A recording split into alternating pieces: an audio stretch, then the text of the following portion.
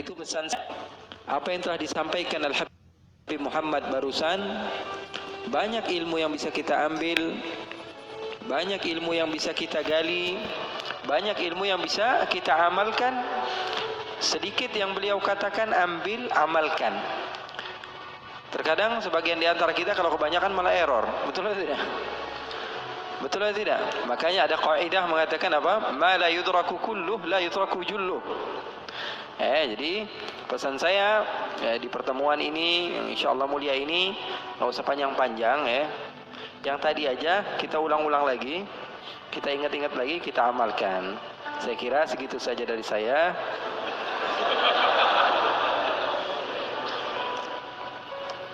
Ikhwani wa akhwati yang dimuliakan oleh Allah Subhanahu wa taala, saya untuk ketiga kalinya ke Semarang. Saya bingung kenapa setiap bulan jadi saya ke Semarang ini.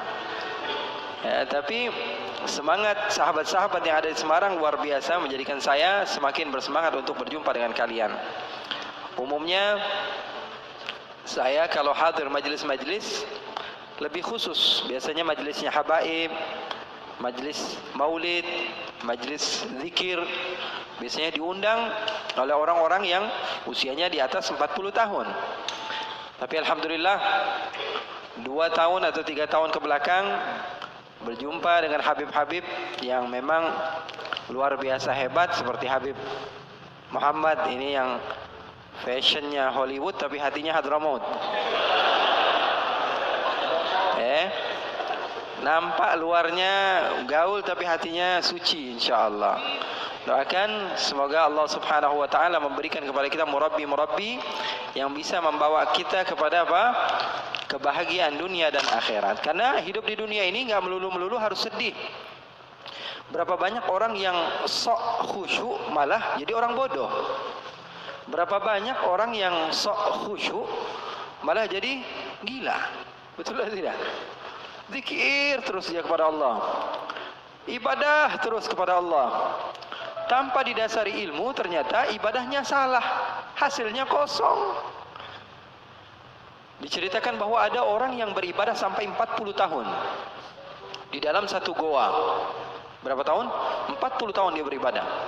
Sehingga salah seorang di antara ulama yang bernama Abdullah ibn al-Mubarak, dia mendatangi orang yang rajin ibadah tersebut untuk meminta doa. Karena kita harus husnudzon kepada siapapun, kita enggak boleh suudzon. Kita meminta doa kepada sahabat kita, siapa tahu doanya lebih diterima oleh Allah dibanding kita. Makanya boleh meminta doa kepada sahabat, meminta doa kepada orang yang menurut kita di bawah kita, meminta doa kepada, bahkan Rasulullah SAW mencontohkan di dalam hadis yang derajatnya sahih. Ketika Sayyidina Umar bin Khattab ingin pergi haji, apa kata Rasulullah? La tansana min du'aika ya ukhay. Ya wahai Umar, jangan lupa untuk mendoakan saya. Yang meminta doa siapa? Nabi besar Muhammad sallallahu alaihi wasallam. Kalau zaman sekarang orang bukan berlandaskan guru yang sampai bersambung ilmunya kepada Rasulullah, bersandar dia haddatsani Google, qala haddatsani YouTube, qala haddatsani Instagram, ya. Pengambilan riwayat ilmunya dari orang-orang yang enggak jelas. Dikit-dikit mengatakan, wah kok minta doa sama orang lain, minta sendiri aja. Memangnya Allah hanya mendengar dari sahabat kamu, bukan dari diri kamu.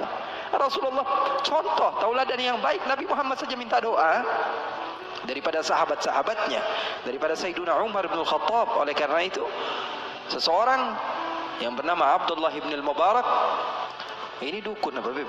Kok ini asapnya ke saya terus? Apa sunnah Beb? Nah ini boleh kita bahas juga Beb ini Beb. Jadi terkadang sebagian orang mengira sesuatu yang aneh, ya, dan dia tidak mengetahui hal tersebut itu adalah hal yang salah. Ikhwani, sesuatu yang kamu tidak ketahui tidak mesti itu tidak ada. Paham atau tidak? Itu catat itu. Jadikan selalu di otak pikiran kita segala sesuatu.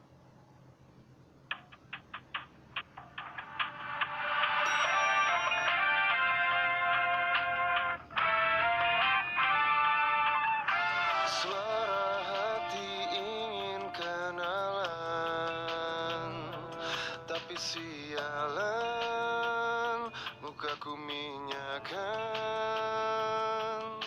Sudah gak sabar ingin mabar, dan tak ku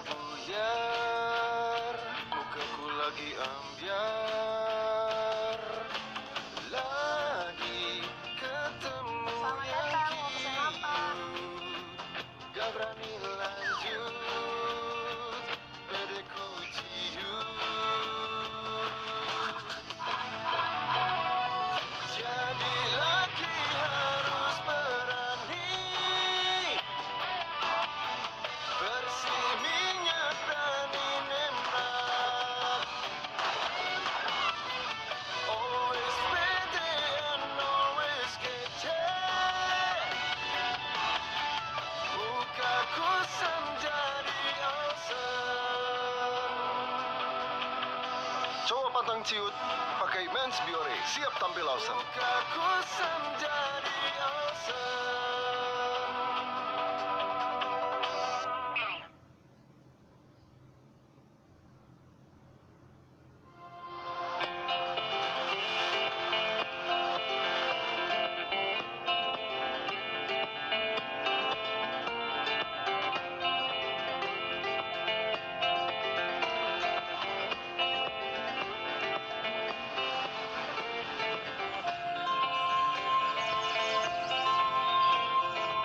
Wherever you're going, whatever you're doing,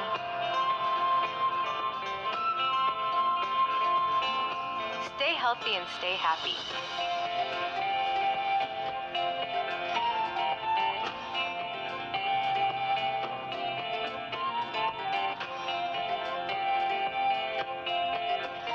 Drink UC 1000 vitamin with 1000 milligrams of vitamin C to help strengthen your immune system and keep you healthy. Healthy inside, fresh outside. Sesuatu yang tidak kamu ketahui, tidak mesti itu tidak ada. Karena terkadang batas otak pikiran kita hanya sebatas apa yang kita ketahui. Contohnya, saya punya sahabat, ini pernah ke Kuala Lumpur, sekali doang padahal ke Kuala Lumpur, ke Malaysia, itu juga transit dia. Ya, dia mau umrah, dia transit sebentar ke Kuala Lumpur, keluar 2 jam, kemudian dia masuk lagi, lalu pergi ke Jeddah.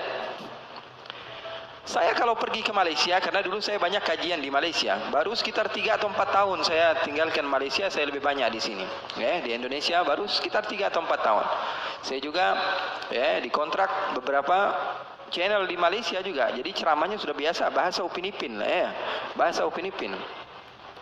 Jadi sekarang berubah sedikit demi sedikit, makanya saya minta maaf kalau ada sebagian bahasa mungkin yang masih terkadang jatuh. Boleh lah, ya kan? Boleh kan? Boleh aja ya. Ada sebagian bahasa mungkin sedikit jatuh, saya minta maaf.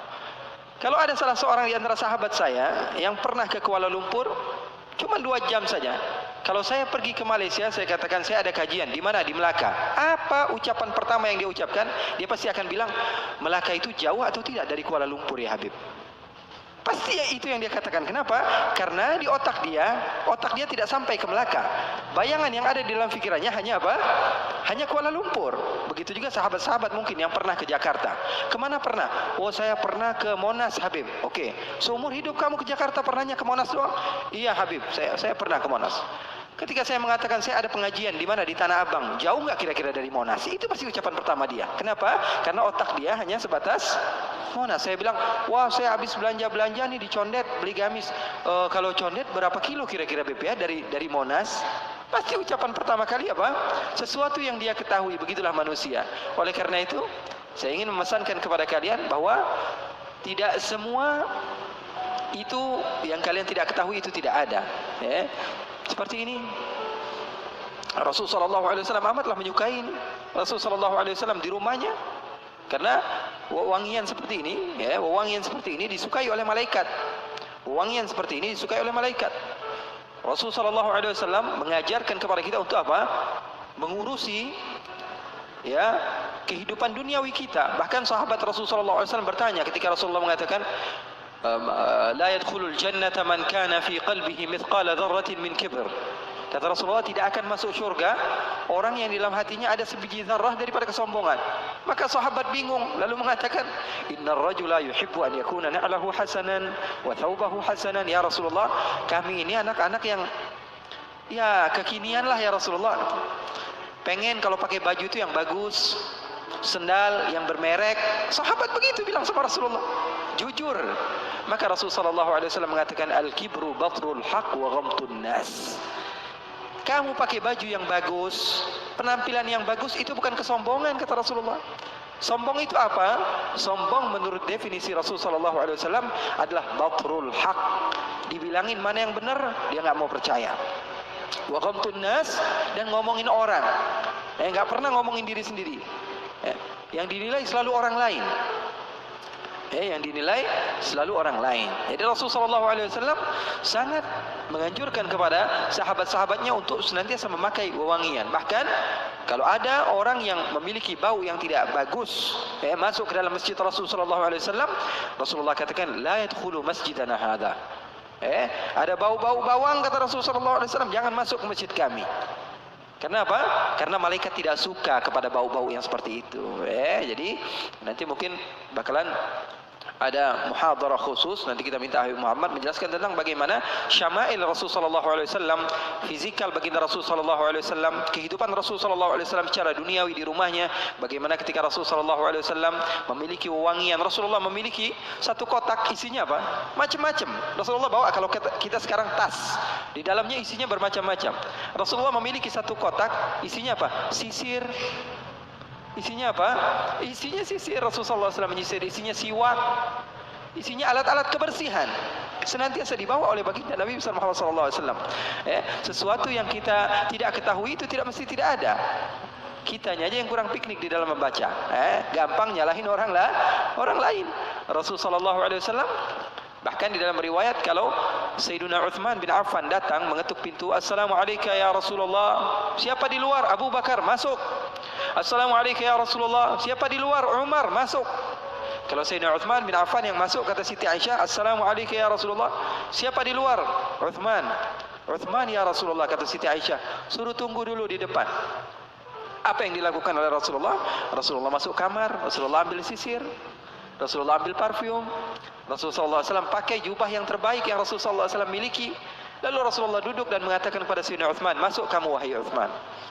Siti Aisyah bingung. Ya Rasulullah, kok begini ya Rasulullah? Ayahku dibiasain aja, Sayyidina Umar dibiasain aja. Kok ketika Sayyidina Uthman masuk, kamu fashionnya berubah? Ada apa ya Rasulullah? Kata Rasulullah, Inna Uthman mustahi. Atau dalam riwayat yang lain, hayy, maluan. Sayyidina Uthman ini orangnya malu. Tastahi minhul malaikah. Bahkan malaikat saja malu sama Sayyidina Uthman bin Affan. Rasulullah SAW memperhatikan hal yang seperti itu. Enggak melulu orang yang soleh itu adalah orang yang berantakan. Ya enggak. Karena orang yang berantakan justru dia fokus kepada dirinya sendiri. Dia enggak mikirin orang lain. Kasihan kan? Yang sholat di sampingnya pegangin hidung akhirnya. Enggak khusyuk gara-gara dia. Orang lain melihat agama Islam, agama yang kotor, menjijikkan, sehingga sebagian orang enggak mau masuk Islam. Kan dicontoh jadinya. Sayyidina Umar, Sayyidina Abu Bakar As-Siddiq didatangi seorang sahabat yang bernama Hanzalah. Kemudian Hanzalah tersebut menangis, datang ke Sayyidina Abu Bakar. Wahai Abu Bakar, wahai Abu Bakar, nafaqa Hanzalah. Hanzalah sudah munafik wahai Abu Bakar. Kenapa wahai Hanzalah? Kata Sayyidina Abu Bakar, aku sudah mendatangi beberapa sahabat, akan tapi aku yakin kau adalah sahabat terdekat Rasulullah. Saya mau curhat sama kamu wahai Abu Bakar. Kenapa kamu katakan kepada saya Hanzalah sudah menjadi orang yang munafik wahai Abu Bakar? Apa ceritanya? Kata Sayyidina Abu Bakar, saya ini, kata Hanzalah, kalau lagi duduk sama Rasulullah, ikut kajian Rasulullah, majlis bersama Rasulullah, hati saya ini tentram, tenang sekali. Rasanya pengen banget jadi hamba yang soleh. Keluar dari majlis pengen menjadi hamba yang dekat dengan Allah. Tapi kalau sudah kumpul sama teman-teman, lupa semua itu. Kalau sudah megang handphone, serasa saya ini bukan hamba yang seperti yang saya inginkan tadi. Kalau saya sudah duduk di kafe sama sahabat-sahabat saya, seakan-akan saya ini bukan anak majlis lagi. Saya ini munafik. Kata Sayyidina Abu Bakar ngejawabnya apa? Dengan tangisan juga. Kalau begitu, Abu Bakar juga munafik. Abu Bakar juga sama wahai Hanzalah, kata Sayyidina Abu Bakar. Kalau lagi di dekat Rasulullah rasanya pengen banget jadi hamba yang soleh. Kalau lagi di dekat Rasulullah SAW pengen menjadi hamba yang dekat dengan Allah. Tapi kalau sudah keluar, Abu Bakar juga begitu. Sayyidina Abu Bakar, apalagi kita. Terkadang kita dalam majlis saja otaknya di tempat lain. Maka kedua-duanya enggak berani memutuskan hukum. Datang ke Rasulullah dan Rasulullah memberikan jalan keluar. Kata Rasulullah SAW, sa'ah bisa'ah, kata Rasulullah. Wahai Abu Bakar, bolehlah kamu berikan kepada jiwa kamu, raga kamu, fikiran kamu untuk dunia sebentar, untuk berbahagia. Agama Islam itu tidak mengekang kalian hanya untuk apa? Solat saja. Karena kalau di dalam Islam hanya solat saja, tentu orang yang solatnya lebih banyak, lebih mulia dibanding orang yang solatnya lebih sedikit. Saya akan katakan orang yang salat isyaknya 8 rakaat tentu lebih hebat dari orang yang salat isyaknya 4 rakaat. Betul atau tidak? Tapi agama Islam bukan dilihat daripada banyaknya. Tapi agama Islam dilihat daripada seseorang ikut akan perintah Allah dan menjauhi larangan-larangan Allah Subhanahu wa taala. Agama Islam agama yang mudah. Mungkin saya pernah ceritakan kepada kalian, ada sahabat Nabi namanya Nuaiman. Siapa namanya? Nuaiman, pernah atau tidak? Ada sebagian sahabat-sahabat mungkin pernah mendengar. Sahabat Nabi Nuaiman ini orangnya lucu. Nabi Muhammad SAW kalau sudah melihat wajahnya Nuaiman pasti tertawa. Didatangi beberapa sahabat, Rasulullah SAW melihat wajah Nuaiman, Rasulullah tersenyum. Jadi sahabat senang. Terkadang sahabat memaksa, Nuaiman datangi majlisnya Rasulullah supaya Rasulullah tersenyum. Hidup Rasulullah SAW enggak melulu khusyuk begitu, enggak. Rasulullah sering tertawa, tersenyum. Bahkan ketika Rasulullah SAW pernah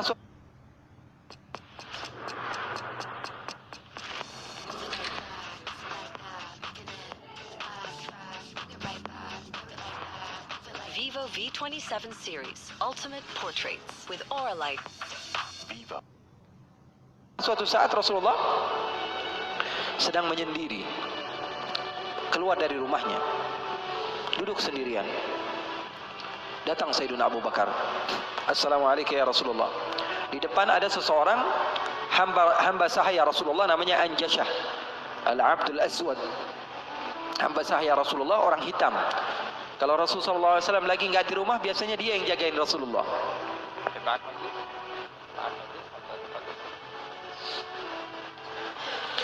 Siapa namanya?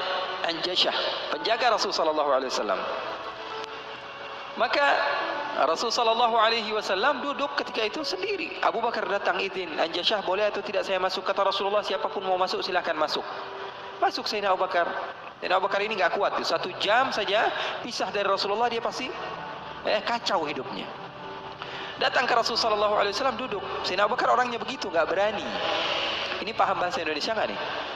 Paham ya?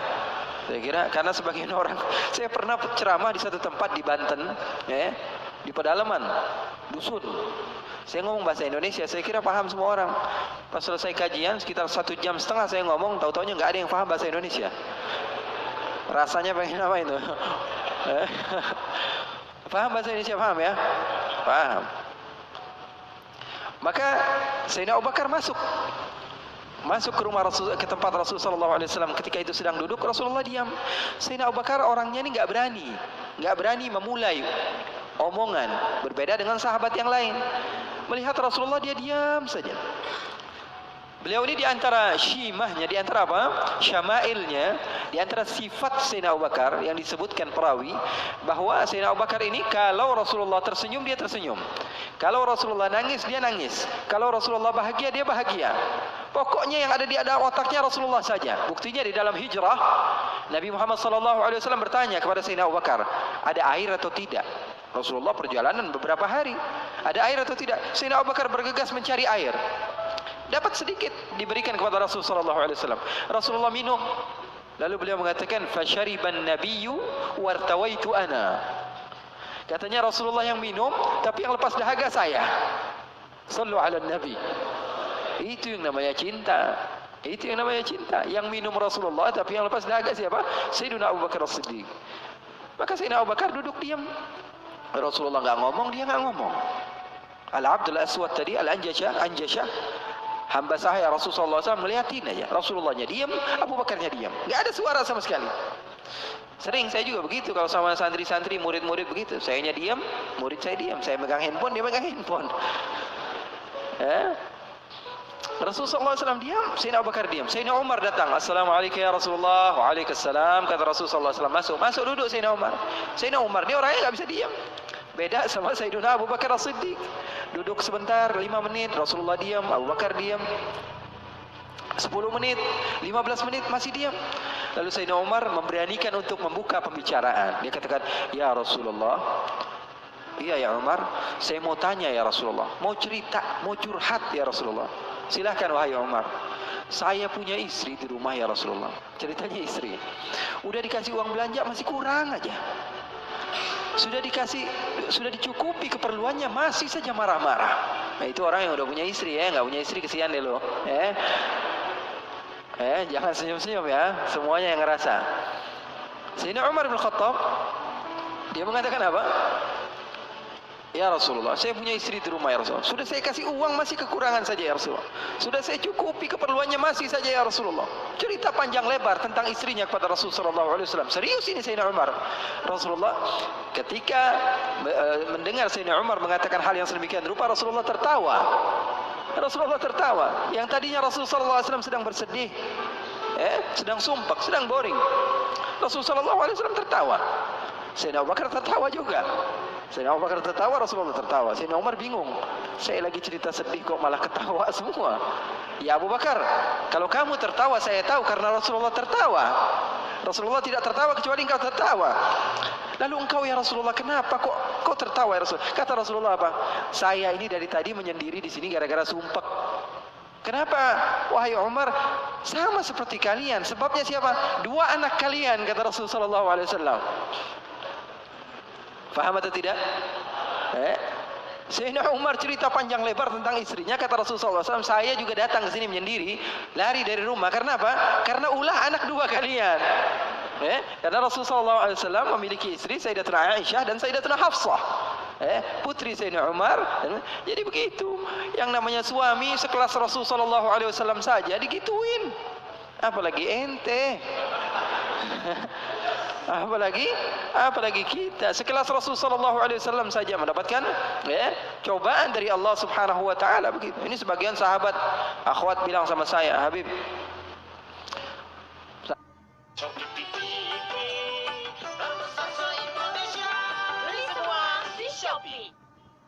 saya ini nggak bakalan bisa jadi hamba yang solehah. Kenapa? Saya dulu sering ikut kajian Habib, tapi setelah saya menikah, saya dikekang oleh suami saya Habib. Susah mau ngapa-ngapain. Dia sholatnya malas, ibadahnya malas, zikirnya malas. Kalau saya nggak jadi solehah, yang tanggung jawab kan suami saya Habib ya. Saya berkatakan kepadanya, itu kejadian benar. Iya betul ya Habib, dia bilang. Suami saya itu tidak mendidik ya Habib. Bagaimana? Dia bilang, ada seseorang yang mulia yang solehah bernama Siti Asia. Tahu Siti Asia? Tahu Siti Asia?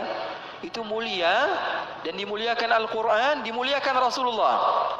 Bahkan beliau termasuk wanita terbaik menurut agama Islam. Kamu tahu siapa suaminya? Fir'aun. Saya bilang, suami kamu nggak Fir'aun amat.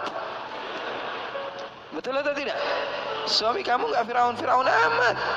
Kamu masih bisa untuk menjadi orang yang seperti Siti Asia. Jadi intinya apa? Intinya di dalam kekeluargaan itu kita saling melengkapi. Pasti bakalan ada musibah, pasti bakalan ada cobaan. Nabi Muhammad SAW saja, dalam riwayat bersama Sayyidatuna Aisyah, Sayyidatuna Aisyah pernah cemburu sama Rasulullah SAW. Waktu itu Sayyidatuna Aisyah sedang belajar masak. Setelah masak Siti Aisyah, Rasulullah SAW disiapkan di hadapan Rasulullah beberapa roti gitu ya. Ada maroknya, ada kuahnya. Siti Aisyah sedang masak. Setelah masak, Sayyidatuna Aisyah sedang serius-seriusnya masak ini. Umurnya ketika itu sekitar 14 atau 15 tahun. Baru gede, lagi semangat-semangatnya membahagiakan suaminya. Karena Siti Aisyah, Rasulullah wafat usianya baru 18 tahun. Sementara putri Rasulullah Siti Fatimah usianya berapa? 30 tahun. Masak Sayyidatuna Aisyah. Ketika sedang masak, ada yang mengetuk pintu rumah Rasulullah. Assalamualaikum ya Rasulullah. Ternyata jariyah, hamba sahaya. Perempuan yang membawa apa? Membawa lauk, membawa kuah, yang membawa marok. Kata Rasulullah, siapa di luar? Saya hamba sahayanya Ummu Salamah. Ya Rasulullah punya istri juga namanya Ummu Salamah. Rasulullah punya istri itu memiliki kelebihan masing-masing. Ummu Salamah itu terkenal pintar masaknya. Jadi bawa lauk untuk Rasulullah SAW yang ketika itu di dalam rumahnya Siti Aisyah yang sedang belajar masak. Ini gimana caranya saya supaya apa? Membahagiakan suami saya. Lagi asik-asik masak, tiba-tiba ada makanan yang enak datang. Kira-kira Rasulullah makan yang mana? Kira-kira Rasulullah makan yang mana? Ini kesukaan Rasulullah, favorit Rasulullah. Datang dari rumah seorang istri Rasulullah. Siti Aisyah yang sedang masak tiba-tiba datang ke tempat hamba sahaya tersebut. mengatakan ini datang dari mana? Dari Ummu Salamah. Apa yang dibawa? Maraq untuk Rasulullah SAW, kuah daripada masakan Ummu Salamah, kesukaan Rasulullah. Wahai Aisyah, apa kata Siti Aisyah? Kamu bawa pulang enggak? Kalau enggak saya pecahin piringnya.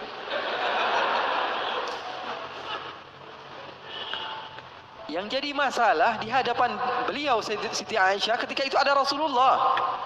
Kalau ngomongnya hanya berdua saja mungkin biasa, tapi cewek tuh lihat tuh bahayanya cewek. Inna kaidakunna azim, kata Allah. Sesungguhnya tipu daya muslihat perempuan itu azim. Allah yang bilang. Sementara muslihatnya syaitan, kata Allah Subhanahu wa taala, dhaif, lemah. Di dalam Al-Qur'an yang kalian baca, betul kan? Setan Allah Subhanahu wa taala sifatkan tipu muslihatnya itu sangatlah lemah, tipu dayanya. Tapi kalau perempuan, inna kaidakunna azim, kata Allah Subhanahu wa taala. Bukan berarti bahwa perempuan itu begini dan begitu, enggak. Memang udah bawaannya begitu. Begitu. Makanya orang yang paling sabar dengan istrinya pahalanya paling besar. Orang yang paling bukan curhat ini ya. Orang yang paling sabar dengan istrinya pahalanya besar di sisi Allah. Bahkan ada seorang wali di negeri Hadramaut ditanya, kenapa kamu bisa soleh seperti ini? Kamu mendapatkan maqam yang tinggi di sisi Allah. Kenapa? Karena sabarnya dia sama istrinya. Setiap hari diomelin sama bininya. Setiap hari diomelin sama istrinya. Maka Siti Aisyah mengatakan, kamu bawa pulang atau tidak? Kalau tidak saya pecahkan di sini juga. Bingung ini. Hamba sahaya pulang diomelin istri Rasul, enggak pulang diomelin istri Rasul. Nggak enak kan jadi begitu. Kalau dia pulang diomelin Ummu Salamah, nggak pulang diomelin Siti Aisyah. Akhirnya galau dia, diam aja di situ. Rasulullah ngeliatin, ini mau ngapain ini Aisyah ini. Ternyata benar, diambil sama Siti Aisyah dan dilempar makanan tersebut di hadapan Rasulullah. Maka takut itu hamba sahaya dan dia pun pulang. Siti Aisyah mengatakan, ya Rasulullah, enggak lauk di sini, enggak lauk dari situ. Maksudnya apa? Enggak ada lauk. Sekarang makan siang enggak ada lauk. Ini enggak, itu enggak, kata Rasulullah. Kata Siti Aisyah. Siti Aisyah pergi. Lalu Rasulullah SAW menunjukkan kepada kita akan arti cinta. Sahabat saya bertanya, apa arti cinta? Ketika Rasulullah SAW mengambil sisa-sisa makanan tersebut dan tertawa, lalu mengatakan, gharat ummukum, ibu kalian sedang cemburu, pergi jangan mendekat, kata Rasulullah Sallallahu Alaihi Wasallam. Jadi hal yang seperti itu ada di zaman Rasul sallallahu alaihi wasallam, di kehidupan baginda Rasul sallallahu alaihi wasallam. Bahkan pernah Siti Aisyah, ini kenapa cerita suami istri terus ya? Padahal saya mau cerita tentang hamba yang soleh tadi, tapi enggak apa-apa lah. Siti Aisyah pernah suatu saat ada masalah sama Rasulullah. Terus dia bilang, ya Rasulullah, kamu yang bersalah. Kata Rasulullah SAW, kita selesaikan masalahnya, wahai Aisyah, dengan baik-baik. Bagaimana jalan keluarnya? Kata Siti Aisyah, panggil salah seorang di antara sahabatmu yang menjadi hakim, menengahi antara kita berdua. Kata Rasulullah, oke, saya panggil Umar. Enggak, Umar terlalu keras, kata Siti Aisyah. Beliau yang menentukan. Rasulullah begitu cinta kepada istrinya Siti Aisyah. Sampai Rasulullah tahu. Di dalam Bukhari Rasulullah SAW mengatakan kepada Siti Aisyah, wahai Aisyah, aku tahu kapan kamu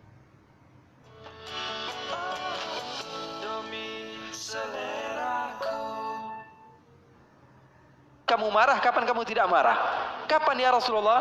Kata Siti Aisyah, kata Rasulullah, ketika kamu bersumpah wa Rabbi Ibrahim, demi Tuhannya Nabi Ibrahim, berarti kamu tidak sedang mau menyebut namaku, kamu berarti lagi marah. Tapi kalau lagi kamu berbahagia denganku dan senang kepadaku, kamu akan mengatakan wa Rabbi Muhammad, demi Tuhannya Nabi Muhammad sallallahu alaihi wasallam. Maka Sayyidina Umar, kata Rasulullah, kata Sayyidatuna Aisyah, enggak mau. Sayyidina Umar terlalu tegas. Kita panggil Uthman. Uthman nanti lebih membela kamu ya Rasulullah. Dia orangnya maluan, pemalu. Kata Rasulullah, kalau begitu Sayyidina Ali bin Abi Thalib, kalau itu sih pasti menang Rasulullah, sepupunya Rasulullah, mantunya Rasulullah. Terus siapa yang kamu mau? Abu Bakar? Abu Bakar sepertinya lebih cocok ya Rasulullah. Kata Siti Aisyah, Abu Bakar sepertinya lebih cocok. Bapaknya. Akhirnya kata Rasulullah, oke, kita panggil Sayyidina Abu Bakar. Dipanggil Sayyidina Abu Bakar. Bingung Sayyidina Abu Bakar. Sayyidina Abu Bakar sudah tahu ini pasti kerja ulah Siti Aisyah ini. Kenapa saya dipanggil Rasul sallallahu alaihi wasallam? Datang Sayyidina Abu Bakar mengatakan kepada Rasul sallallahu alaihi wasallam, "Ada apa ya Rasulullah?" Kata Rasulullah, "Saya sedang ada masalah dengan Siti Aisyah, dengan Aisyah. Saya ingin diselesaikan dengan baik-baik. Kamu menjadi penengah. Kamu bukan sahabat saya, bukan murid saya, dan kamu bukan sebagai ayah daripada Aisyah, tapi kamu sebagai hakim yang bijak yang memisah, yang menyelesaikan masalah kami berdua." Oke, kata Sayyidina Abu Bakar. Duduk Sayyidina Abu Bakar. Ditanya sama Rasul sallallahu alaihi wasallam, "Ayo Abu Bakar mulai." Sayyidina Abu Bakar mulai. Kata Sayyidina Abu Bakar, "Saya mau tahu asal usul masalahnya ini dari mana." Belum sempat Rasul sallallahu alaihi wasallam menjawab, Sayyidatuna Aisyah sudah mengatakan, "Yang salah dia bukan saya." Sayyidatuna Aisyah enggak mau menyebut nama Rasulullah. "Yang salah dia," kata Sayyidatuna Aisyah. Marah Sayyidina Abu Bakar, berdiri mau dipukul Sayyidatuna Aisyah. Kurang ajar kamu sama Rasulullah. Ketika mau dipukul Siti Aisyah, apa yang beliau lakukan? Beliau kembali kepada Rasul sallallahu alaihi wasallam dan berlindung kepada Rasul sallallahu alaihi wasallam. Di belakang Rasul sallallahu alaihi wasallam. Lalu Rasul sallallahu alaihi wasallam memegang tangan Sayyidina Abu Bakar yang mau memukul Siti Aisyah dan mengatakan, "Wahai Abu Bakar, kalau mau main kekerasan bukan di sini tempatnya. Dia adalah istri saya." Keren enggak Rasulullah? Maka Sayyidina Abu Bakar malu dan keluar dari rumah Rasul sallallahu alaihi wasallam. Siti Aisyah memeluk Rasul sallallahu alaihi wasallam. Ini Nuaiman, sahabat Nabi. Dia pernah bawain Rasulullah madu. Dikasih Rasul sallallahu alaihi wasallam madu. Setelah diberikan kepada Rasulullah, Rasulullah makan, mengajak beberapa sahabat untuk makan bersama Nuaiman. Ini disebutkan di dalam kitab Usdul Ghabah, fi tamyiz as-sahabah. Ibn al-Athir, diberikan madu kepada siapa? Kepada Rasulullah SAW. Rasulullah ambil madunya, diberikan kepada sahabat-sahabat Rasulullah SAW. Setelah dimakan oleh Rasulullah SAW, tiba-tiba Nuaiman datang bersama seorang pria.